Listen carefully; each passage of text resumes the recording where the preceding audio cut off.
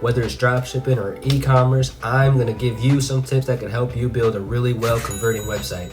I'm gonna share some tips that I personally use to create my own business's website using Shopify. So tip number one involves the domain. When you make your domain or buy your domain, you want to make sure it's something that's not too hard to remember, but it's also not too generic and too simple. Mine is shopholygains.com because it gives a general premise. It's related to what it is, as well as it's not hard to remember at all. The second thing I have is the color scheme for your website. It might not seem like the biggest thing right up front.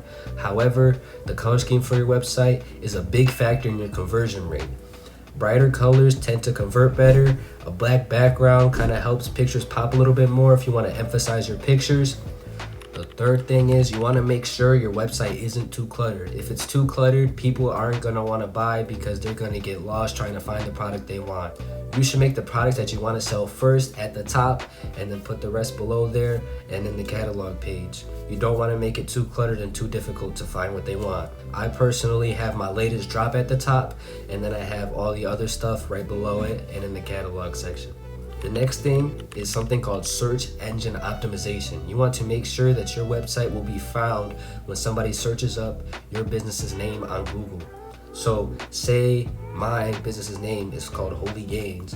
I want to make sure that when people search up Holy Gains or Holy Gains clothing, my website is what's going to be at the top page or at least somewhere on the first page. That way it's easy to find as soon as somebody looks it up. A good way to do this is by going into your website's SEO settings and adding a description to your website, as well as changing the title of the website to change how it appears on Google. And one last tip I have is to make your website engaging. If people go to your website and it's really bland and boring, they're not gonna wanna buy.